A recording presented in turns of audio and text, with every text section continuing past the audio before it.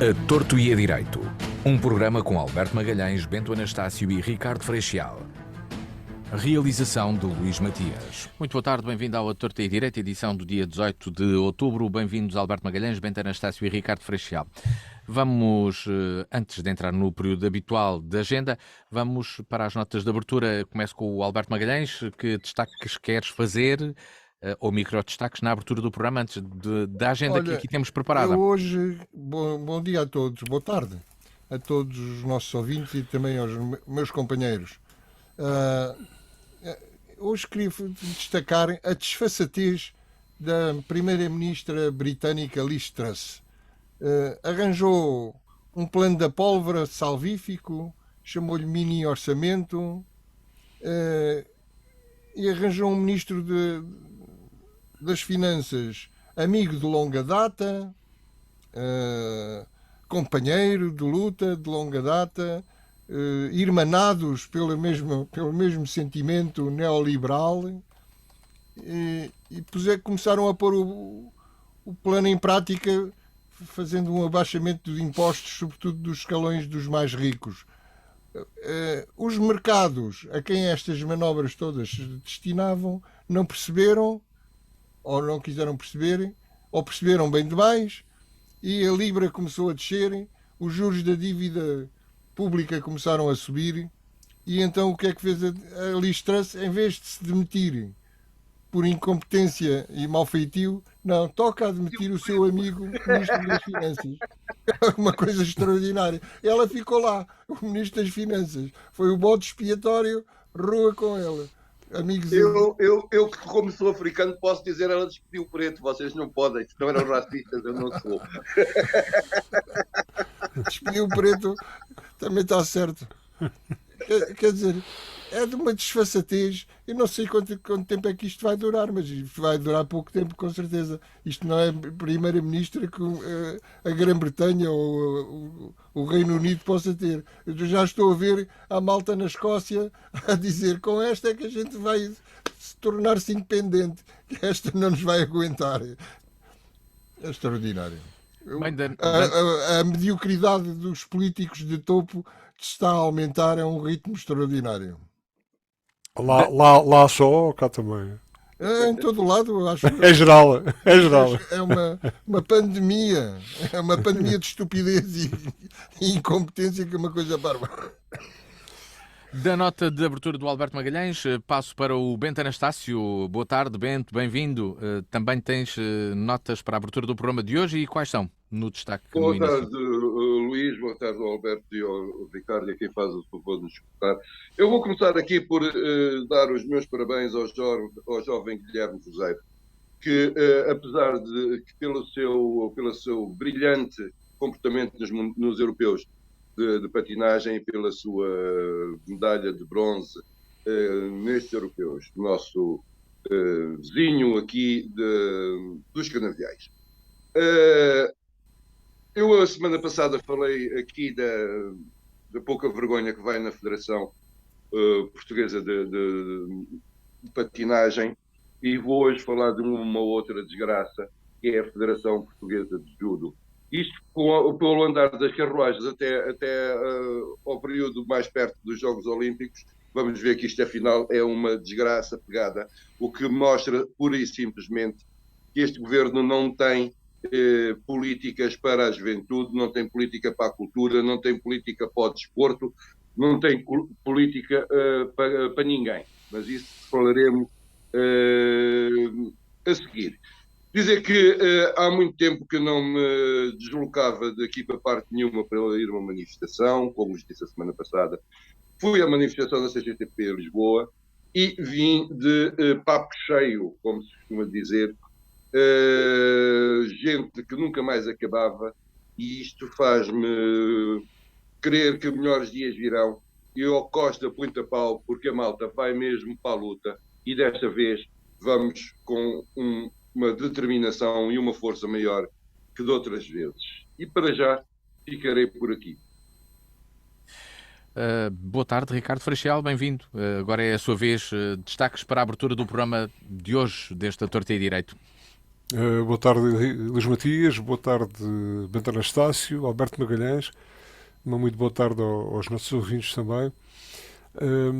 O tempo está a mudar, estamos praticamente no começo do outono, e isto é o início do novo ciclo. Nós somos permanentes enquanto pudermos ser, mas somos anuais nos ciclos e na agricultura também. E eu não estou aqui a puxar por tempo. O tempo, as time goes by. Faz uns 40 anos que eu comecei a estudar em Saragoça, na parte escolar do mestrado, e isto passa num instante.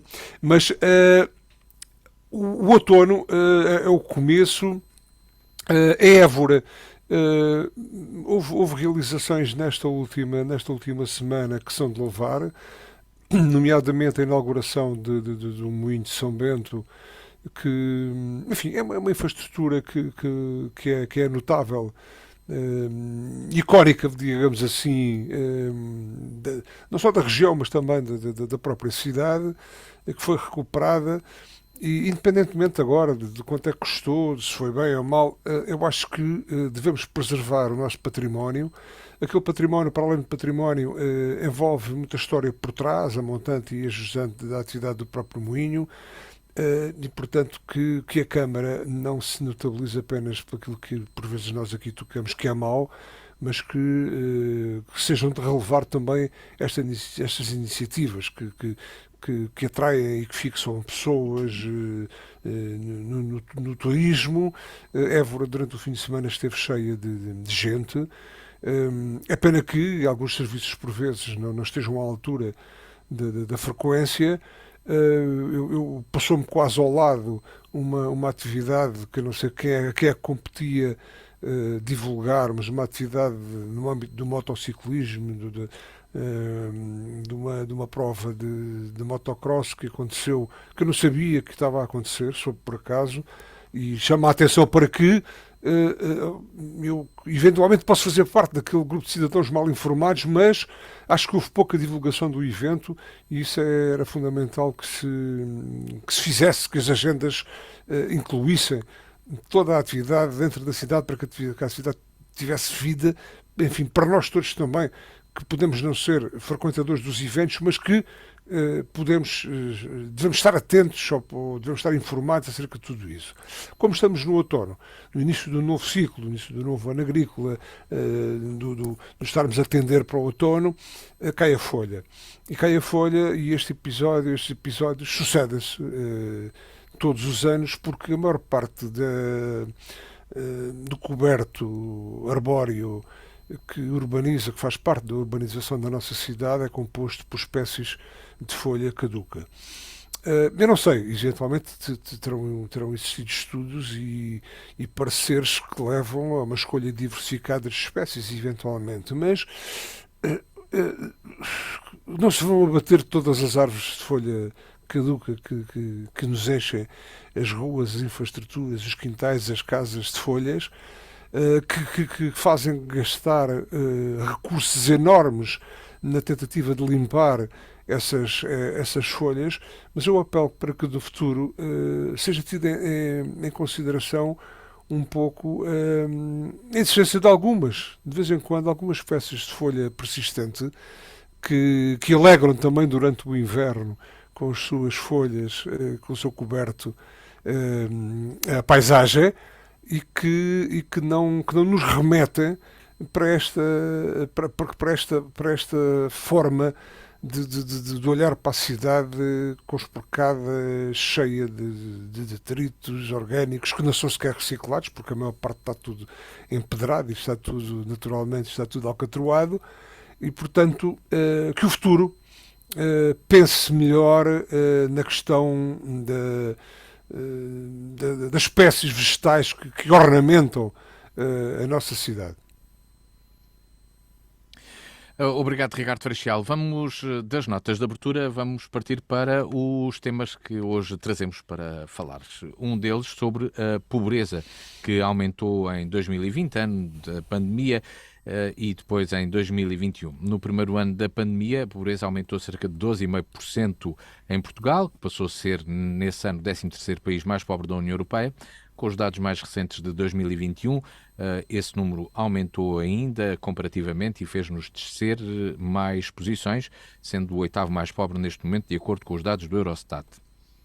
Segundo a Pordata e a sua diretora do Centro de Estatística, o aumento de pobreza de 12,5% que aconteceu em 2020 deverá ter sido explicado pela pandemia, o efeito que teve no turismo. Um ponto também que pode justificar o facto de Portugal ter sido o país onde a pobreza mais cresceu nesse ano. Alberto Magalhães, começo por ti. Temos um valor que anda sempre à volta dos 20%, se em 2015 a taxa de pobreza era de 26,4%, está agora nos 22,4%, depois de ter descido mais nos últimos anos. Que comentários fazes aos números da pobreza existentes em Portugal e à posição do país comparativamente com outros na União? Bom, falar de pobreza é complicado. E começa por ser complicado porque a pobreza não é igual em todos os países da União Europeia. Isto para só falar na União Europeia, não é? Um pobre alemão não é exatamente o mesmo que um pobre romeno ou que um pobre português. Por definição, parece-me que é assim, por definição, o pobre é aquele que vive com menos de 60% do rendimento mediano nacional. Portanto, conforme o rendimento mediano nacional, assim teremos pessoas mais ou menos pobres. Em Portugal, isso quer dizer, esta definição quer dizer que pobres são aqueles que vivem com menos de 554 euros por mês.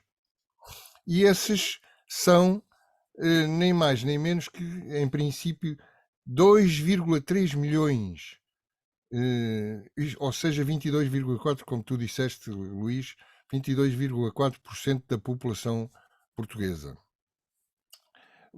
Portugal já esteve melhor. Em 2018 a taxa de pobreza era 18,4%, mas veio a pandemia e Portugal passou de 13º na lista dos países mais pobres para 8º. Subimos, é uma subida que é uma queda, porque é uma subida para pior. O que é que eu posso dizer mais? Posso dizer que isto teve, a pandemia teve um grande efeito, de facto, no aumento da pobreza, mas também devo dizer que esperava-se mais de um governo socialista. É óbvio que a taxa de pobreza diminuiu desde 2015 até 2018, mas esperava-se que outras medidas mais eficientes, mais inclusivas para tirar da pobreza mais gente que caiu lá por efeito da pandemia. Para já fico-me por aqui. Não sei se introduzi bem o tema para os meus companheiros. Bento Anastácio, peço-te um comentário. Estes são números habitualmente já antigos, de falar que 2 milhões de portugueses vivem na pobreza, assim em números redondos, que o valor é superior. O Alberto traduziu isso num valor absoluto destes 22,4%. 2,3 milhões de pessoas.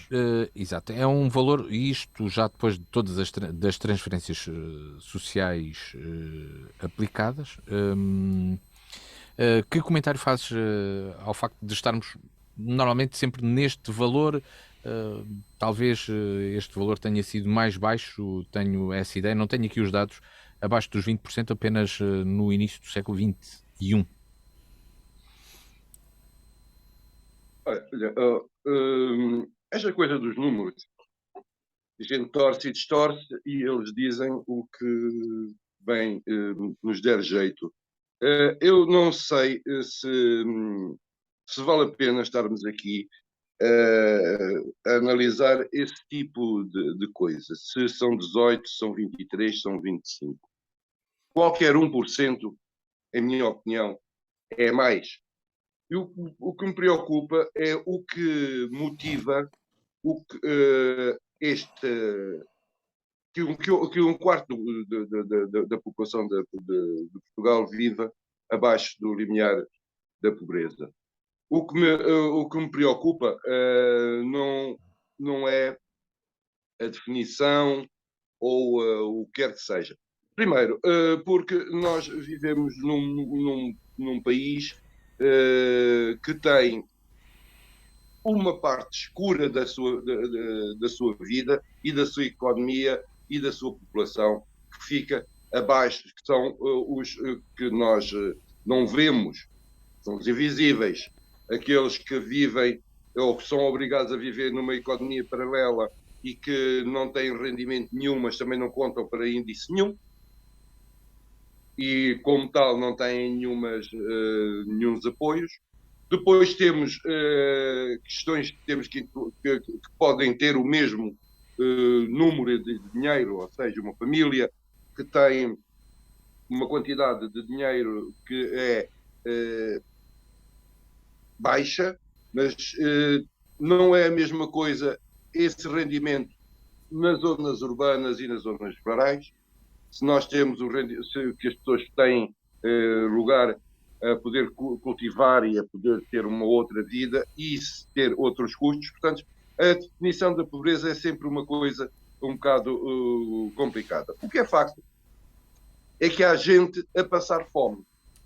E nós encontramos sempre umas justificações, uns números, uns nomes, porque nos recusamos a usar a palavra que devíamos usar, que é fome. Existem pessoas neste país a passar fome. Não quero nenhum governo da União Europeia, nenhum governo civilizado, da Europa civilizada ou do sítio qualquer, achar que os seus cidadãos passam a mesma coisa que passam os da Etiópia ou os da Somália. Ou seja, fome. E fome é fome. Ponto. O resto é tudo argumentações um bocado intelectualoides, ou seja, somos nós a lavarmos a consciência.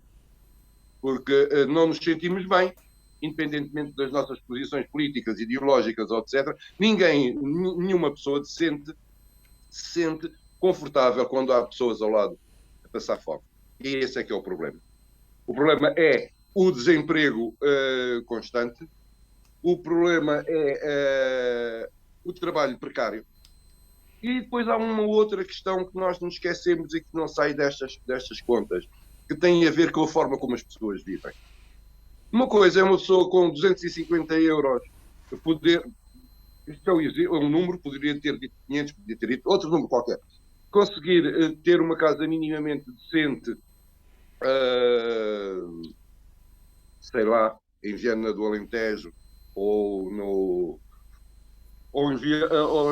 em Freixo Espada à Cinta ou uma coisa assim no género, depois é onde vive a maior parte das populações, que é nas zonas urbanas, onde temos mais de 25% das casas degradadas e com o mínimo de condições. Nós somos um país em que as pessoas têm das piores qualidades de habitação. Chove-nos dentro das casas, não temos aquecimento, não temos arrefecimento, não temos água potável. Isso é um problema grave. Isto depois a gente, para que a nossa consciência fique bem, e temos só alguns problemas infraestruturais, mas não, estamos a falar de pessoas que vivem com ratos em casa. E esse é que é o problema, para mim, o problema base e o problema sério. Vivemos num país que não tem o mínimo de distribuição dos seus rendimentos decente, onde temos um serviço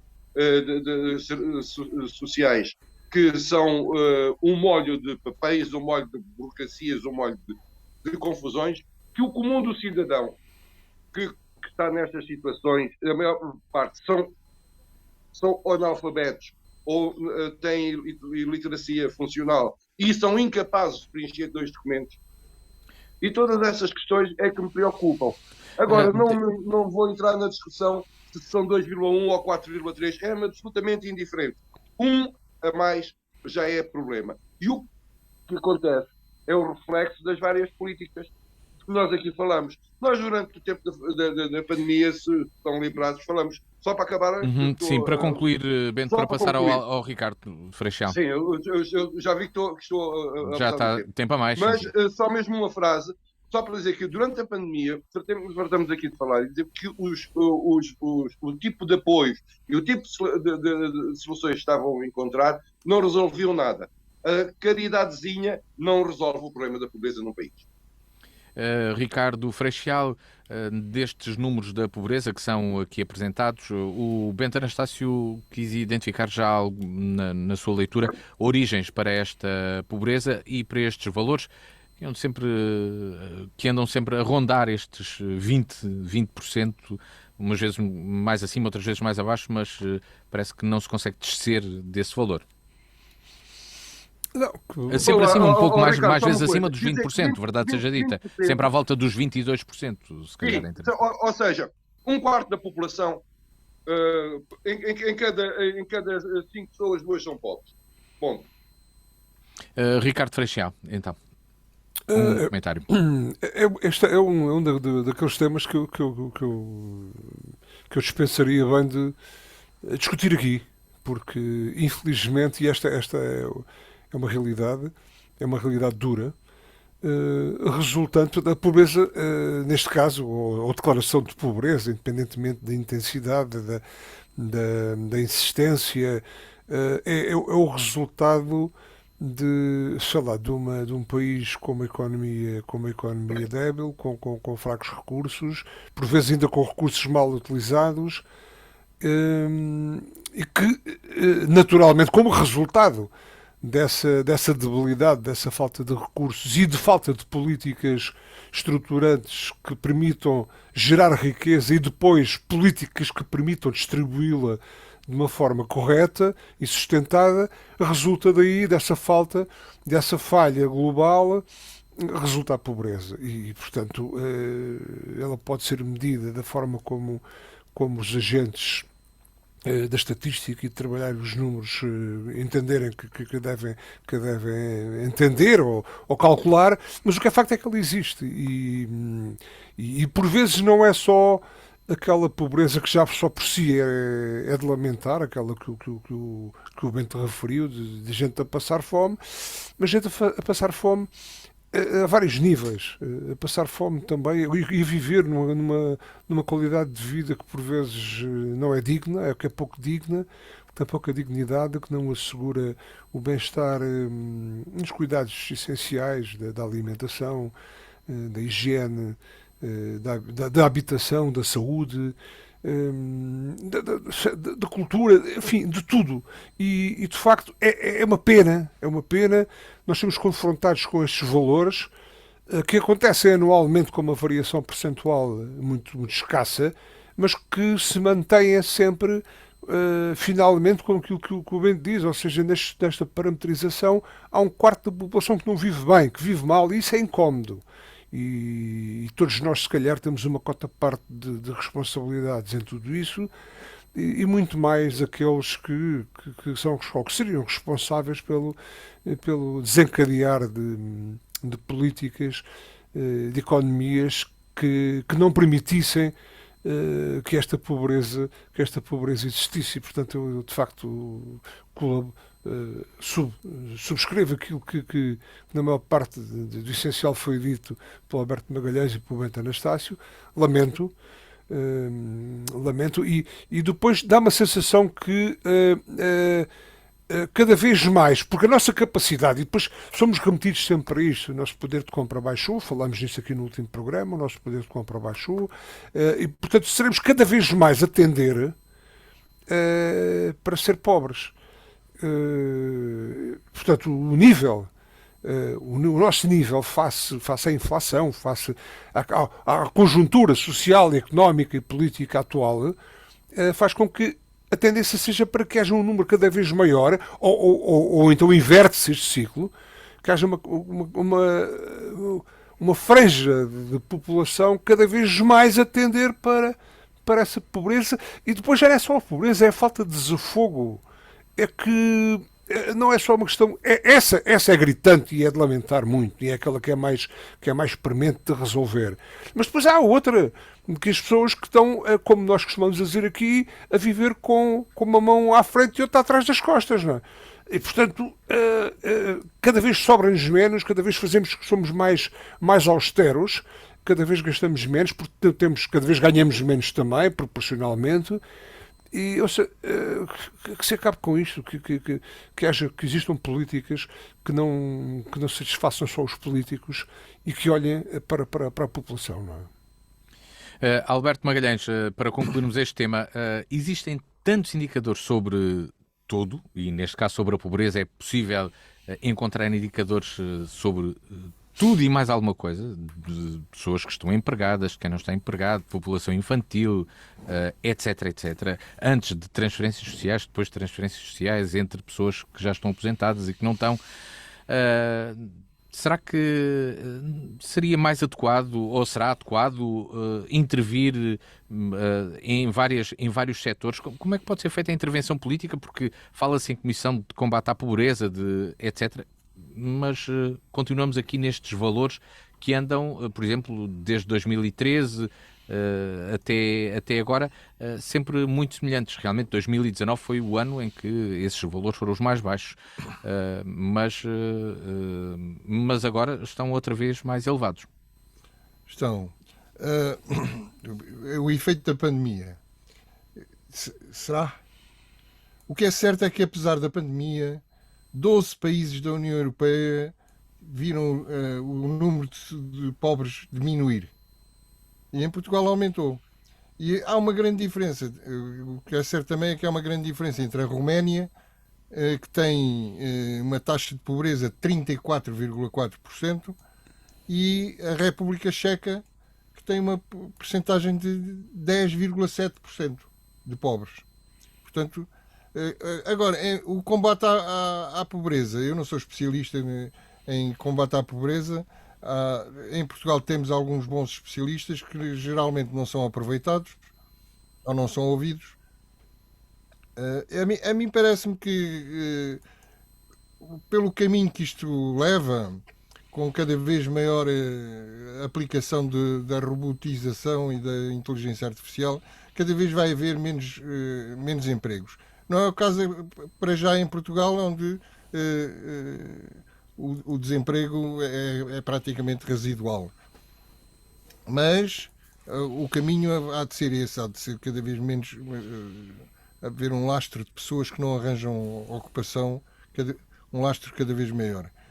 E nesse caso, só um rendimento mínimo garantido mais alto do que aquele que existe atualmente é que poderá ajudar as pessoas a saírem da pobreza. É evidente que ninguém gosta, ou muito pouca gente gosta de ouvir dizer isto.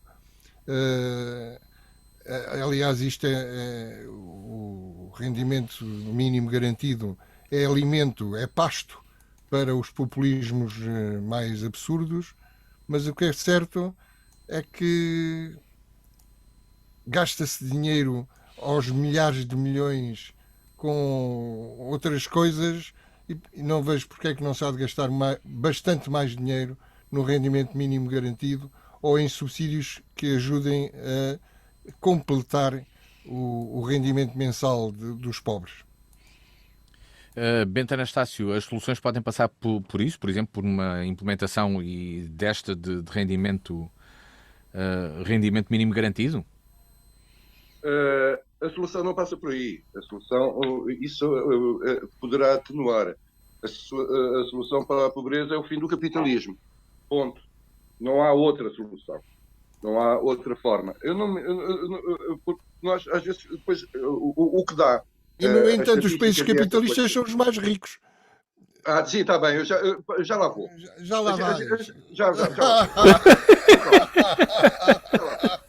Vamos pegar nos exemplos. São exemplos aqui da Europa, europeu, e nós temos isso. Acabando com o capitalismo, acaba-se logo com a pobreza. Viu-se na União Soviética.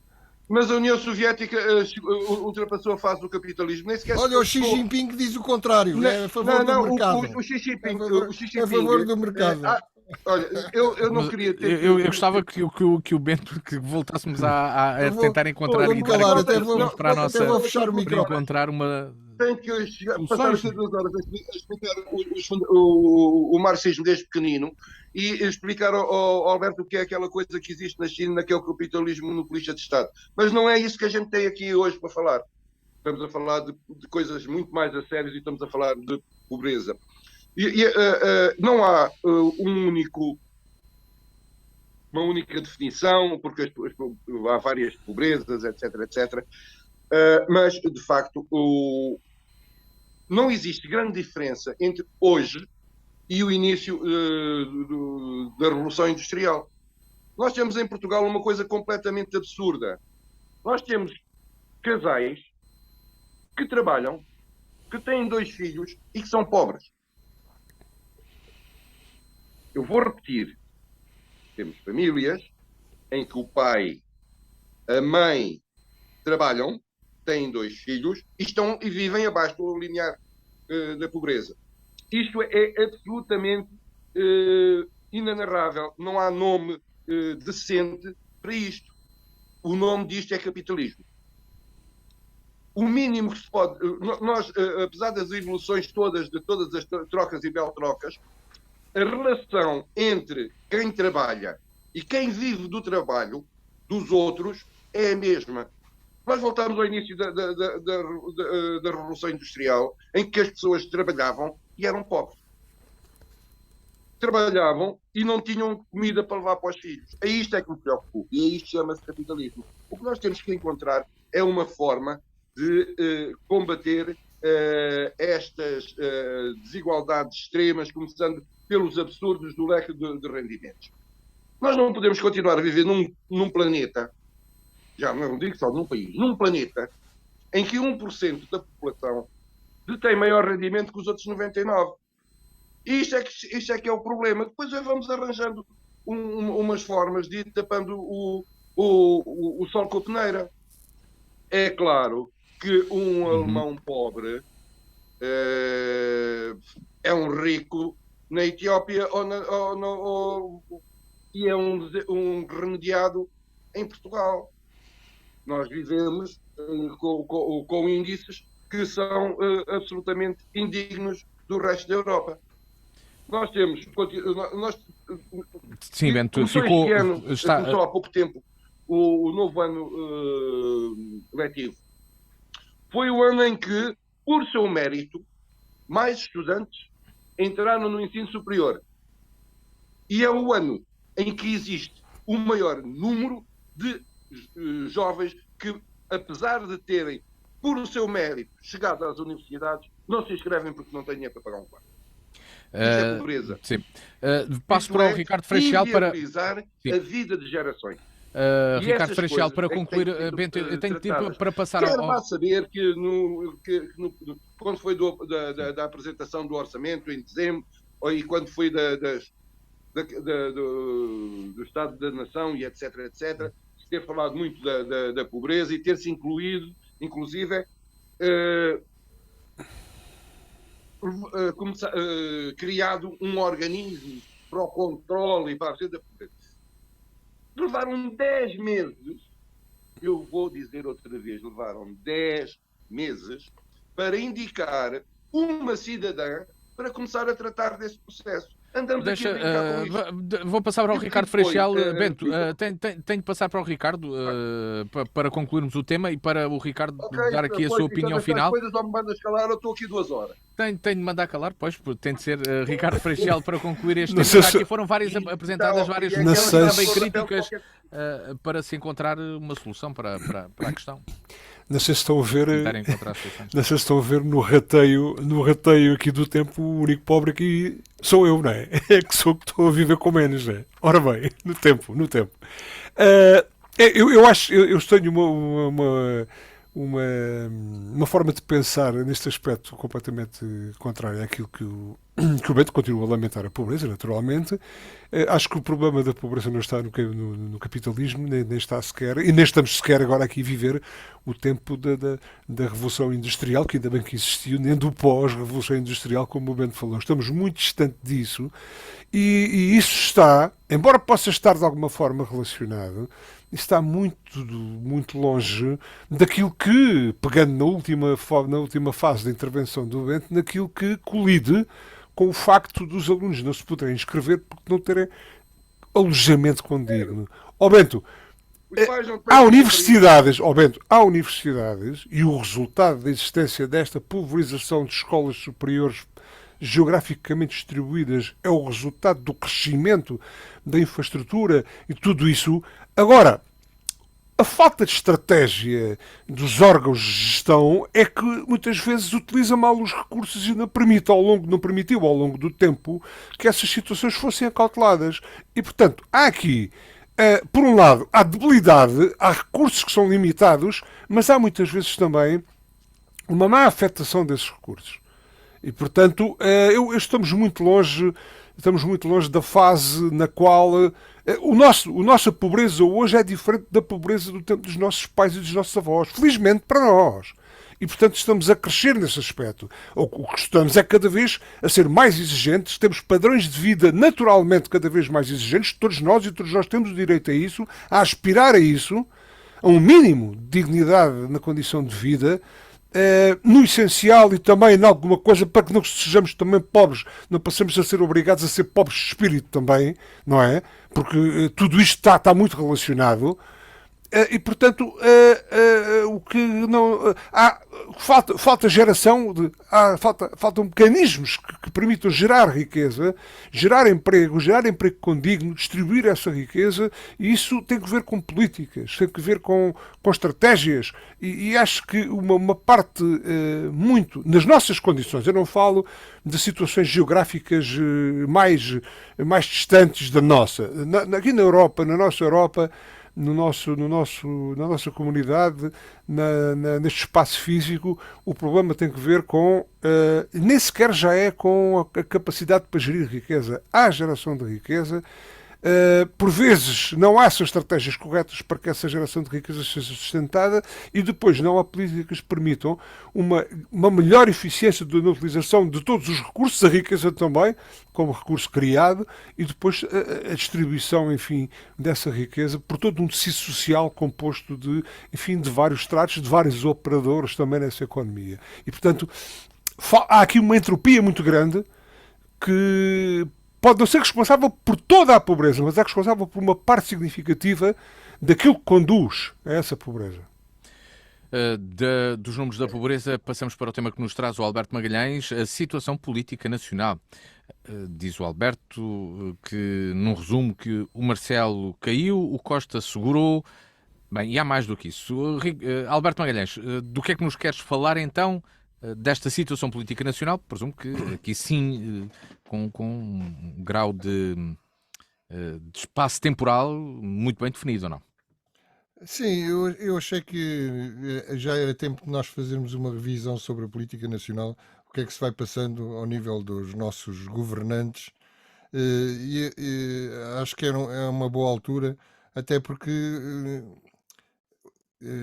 recentemente tivemos o Marcelo a estatelar-se ao comprido perante a opinião publicada, pelo menos a opinião publicada. Tenho dúvidas que isso aconteça na opinião pública no seu conjunto.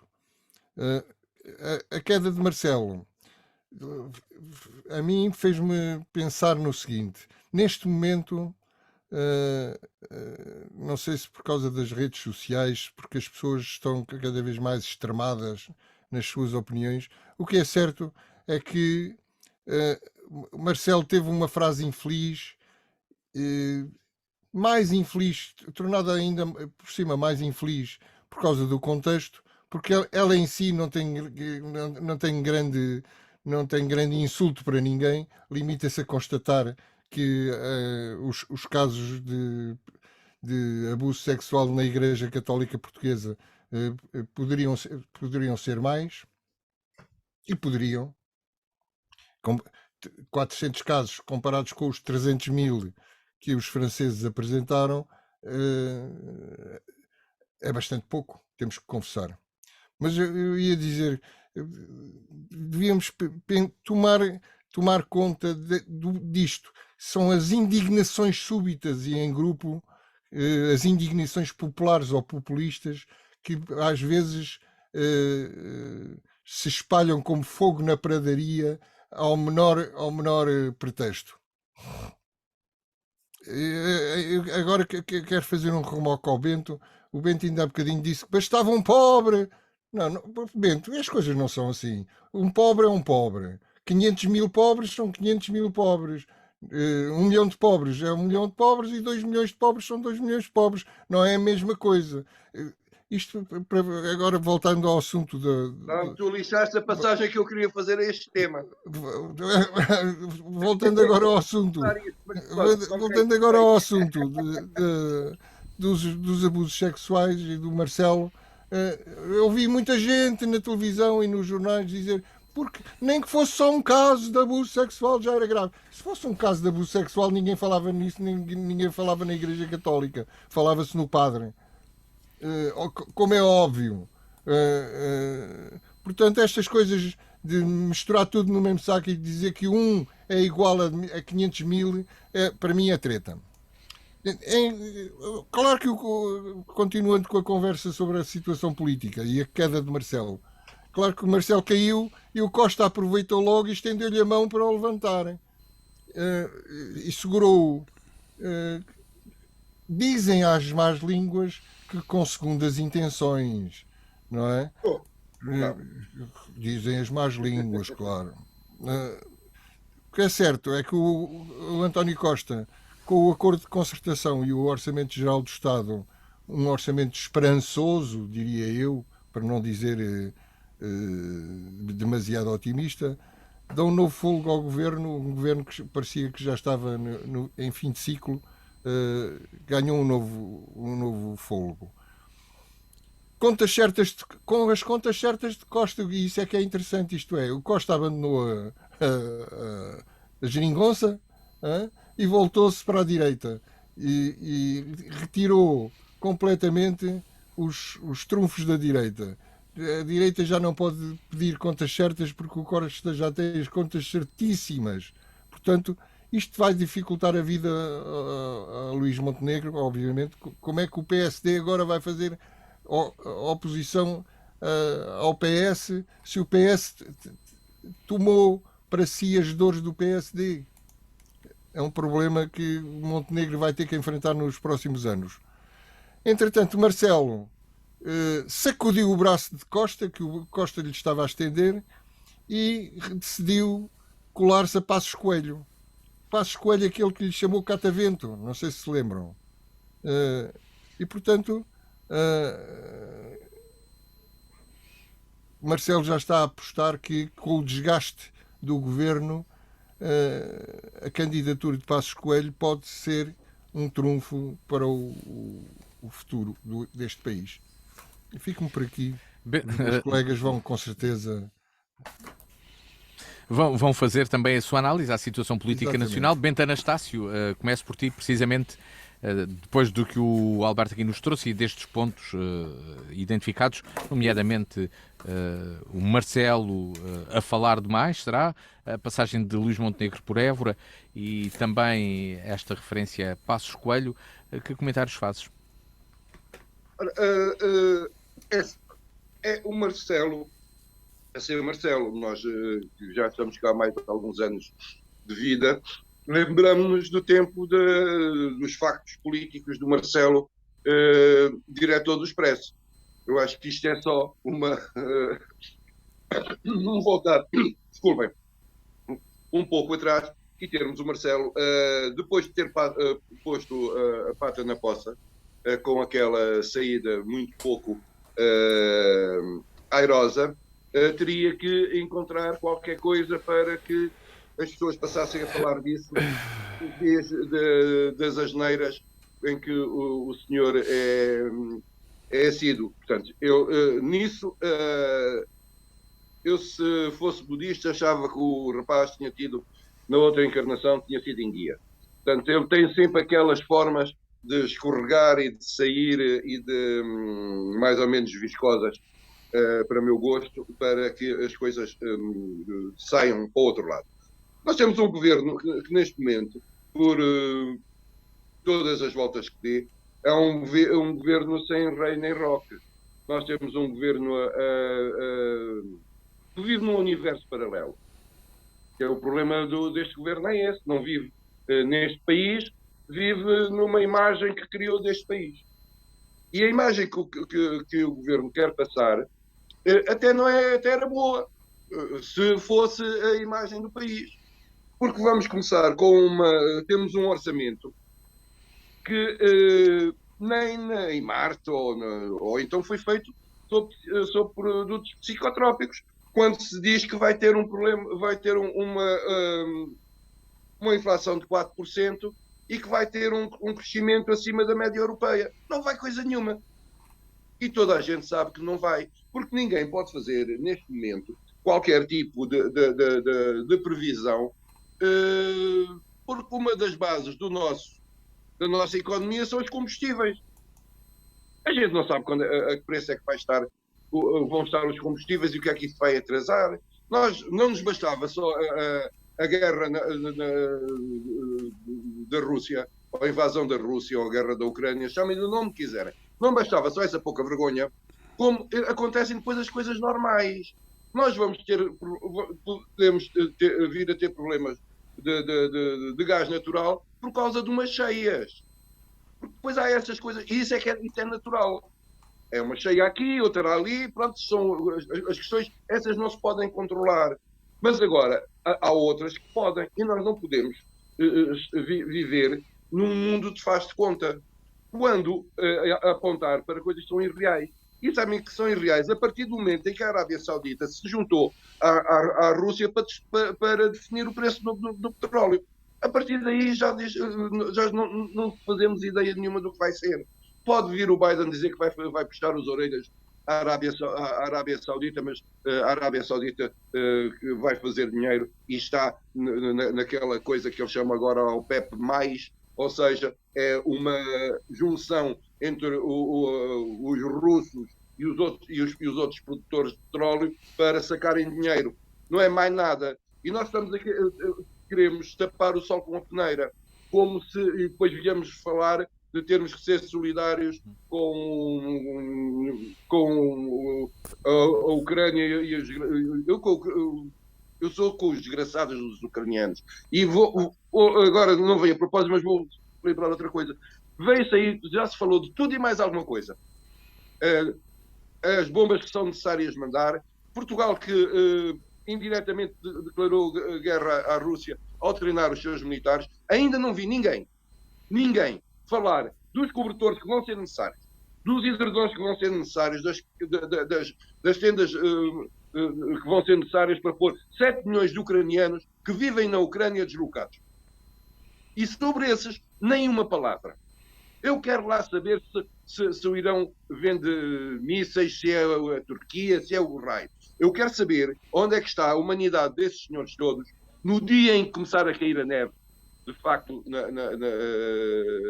na Ucrânia. Nesse dia é que eu quero ver onde é que está a solidariedade, porque os desgraçados, os pobres dos pobres, aqueles iguais aos que nós falamos há bocado, vão morrer à fome. Não lhes basta as balas dos russos, vão morrer à fome sem ninguém se preocupar. E estas coisas todas servem para tapar os olhos à malta. Ou seja, não interessa ao poder que nós usemos a nossa cabeça para refletir sobre coisas que são importantes. Então, diz que as crianças podiam ser mais, outro faz o pino, outro tira a bola para o lado. Porque, de facto, o que querem é adormecer a malta. Ricardo, sim. Passo para o Ricardo, partindo desta visão do Bento Anastácio, a situação política nacional, que comentário faz à situação política nacional e àquilo que o Alberto aqui nos trouxe, e também esta crítica do Bento, dizer que neste momento não se está a falar de nada de verdadeiramente importante na política portuguesa. Não sei, os espanhóis têm um termo que é isto é um desmadre. Isto é um desmadre. Não, a coisa está feia, está desorganizada. Não vou voltar aqui ao discurso da semana passada. Nós estamos aqui sistematicamente a repetir-nos pelas piores razões, infelizmente, do ponto de vista político, mas nomeei aqui uma série de acontecimentos, a semana passada, ou já foi a outra, uma série de acontecimentos em volta de ministros que, enfim, de incompatibilidades, uma questão de ética e de incompatibilidade entre as suas vidas privadas e o seu desempenho, e depois não basta isso, senão as políticas que saem ou que não saem não contribuem em nada para a melhoria da nossa condição de vida e para a melhoria do país enquanto economia, enquanto Estado social, enquanto, enfim, aos vários níveis. E depois, tudo isto anda aqui e nós somos remetidos para a discussão em volta de agendas pessoais, de políticas partidárias e de pouco mais. E, portanto, na semana passada fui eu que disse aqui que, atenção, só estamos a ser ouvidos por alguém. Carlos Moedas, no seu discurso do Dia da República, concordou comigo e disse que de facto havia uma carga fiscal, extravasou quanto a mim as competências dele no âmbito da comemoração e disse que havia uma carga fiscal, embora seja verdade, sobre a maior parte dos contribuintes, uma carga fiscal exagerada que asfixiava aqui um pouco dos vários interventores da economia. Depois continuam a suceder uma série de questões pouco claras, quase anedóticas, em volta da atividade do governo que não governa ou que governa mal. Depois é mal vigiado porque há um Parlamento que de vez em quando, no seio do qual se escuda um pouco o Estado da Nação, mas onde as pessoas achincalham, brincam e dali praticamente daquela maioria neste momento não sai nada de novo a não ser praticamente parvoíces. Mas em setor nenhum. Há pouco estava aqui na preparação de aulas e estava a ver aqui no que diz respeito, por exemplo, toda a gente se preocupa com as alterações climáticas, se eventualmente existem, não existem, as políticas, o zero carbono, não sei o quê, mas depois na prática eu estava aqui a ver concretamente no que diz respeito, por exemplo, à produção de culturas proteaginosas, leguminosas, que produzem grãos com elevado teor em proteína, que são sustentadas a vários níveis, agronomicamente, mas também do ponto de vista ambiental. Estava a ver aí a lista de medidas e de apoios que alguns dos países membros vão buscar à introdução dessas culturas nas suas políticas no âmbito da PAC e das ajudas concedidas, e para Portugal a linha estava em branco. Zero apoio. Portanto, falamos tudo, andamos aqui a brincar à política, mas depois na prática as coisas não funcionam. Como se isto não bastasse, aparece o regulador, ou um que podia ser, dentro de algum espírito, o regulador desta questão política e que não regula nada, que roça muitas vezes intervenções a roçar o anedótico. O Alberto Magalhães outro dia trouxe para aqui uma ou duas. Agora são as declarações inoportunas, a despropósito, não fazem sentido, muito menos no Presidente da República. Depois não sei se o senhor estava na comemoração daquela cerimónia da Agostina Bessa Luís, da escritora que foi, se ele estava enquanto Presidente da República ou estava pessoalmente, mas não se pode distinguir uma coisa da outra e vai daí, e sem mais nem menos, destaca um membro da assistência, que por acaso era Pedro Passos Coelho, de uma forma inoportuna, sem jeito, e de alguma forma a deixar no ar, que não sei se foi isso que ele pretendeu ou não, se foi apenas confusão, a deixar no ar, enfim, o relançamento, quando lhe compete a ele naquela condição, nem como frequentador, nem como presidente, muito menos como Presidente da República, compete agora estar ali a relançar carreiras políticas de pessoas que estão sossegadas, não sei o quê. Isto depois choca com aquilo que é a vida política em democracia, mesmo na pior da política partidária com que nós somos confrontados todos os dias. E, portanto, aqui não há, praticamente, como diz o povo, não há nem rei nem roque, isto anda tudo aqui ao desbarato. E, portanto, não auguro nada de bom isto. Quer dizer, não é uma questão pessimista. Mesmo que queira ser, de alguma forma, otimista no que diz respeito ao futuro, e ao desencadear, enfim, ao abrir de políticas claras, credíveis, que se resultem benéficas para nós todos, eu não vejo nada disso, porque os interventores distinguem-se pelo pior, às vezes pelo anedótico, quase pela palhaçada. Não estou a chamar palhaço a ninguém, atenção, com todo o respeito pelos palhaços, mas de facto assistimos todos os dias a isto, a rábulas. Só isto é anedótico. É Montenegro, não sei o quê, depois é o Presidente da República, e depois, eu outro dia passei en passant pelo debate na Assembleia da República, e aquilo é de um nível lamentável, a forma como se discute o Estado da Nação. Quer dizer, se fôssemos nós aqui na Rádio Diana ou à mesa do café, com todo o respeito pelos nossos ouvintes, temos alguma desculpa, não é? Estamos aqui a representar-nos a nós mesmos, temos que ter respeito pelos outros, naturalmente, pela instituição que é a rádio, por tudo isso, pelas leis, mas, ouça, na Assembleia da República, e de facto não há neste momento moralidade na coisa. Alberto Magalhães, para concluirmos o assunto, tanto o Bento como o Ricardo abriram ainda mais o leque para uma crítica generalizada à ação política. Mas eu não vou por aí. Esses discursos são um bocadinho populistas demais para mim. Os nossos ou os deles? Dizer mal de tudo. Os nossos ou os deles? Não se aproveita nada. Eu queria fixar-me para acabar. Para concluir então, e já não haverá mais nenhuma volta, naturalmente. Puxar o tema da pobreza para este meu tema. E dizer o seguinte: acho que um dos principais erros do orçamento e de António Costa e do governo é estarem a dar demasiadas benesses à classe média, demasiadas entre aspas, em vez de concentrarem o apoio nas pessoas mais pobres. E como nós vimos, temos 2,3 milhões de pessoas em risco de pobreza ou exclusão social, e são esses que precisam de mais do apoio do governo, não a classe média. Mas claro, a classe média vota mais, a classe média vota bem, a classe média é a classe média. Bem, é assim que chegamos ao final deste Torto e Direito, que estará de regresso de hoje a uma semana aqui na Diana com o Alberto Magalhães, Bento Anastácio e Ricardo Freixel para falar de mais temas que marcam a atualidade, claro. De hoje a 8 dias aqui estaremos, mas estamos sempre disponíveis para que possa ouvir quando quiser na página dianafm.com. Boa tarde e boa semana. Boa tarde. A Torto e a Direito. Um programa com Alberto Magalhães, Bento Anastácio e Ricardo Freixel. Realização de Luís Matias.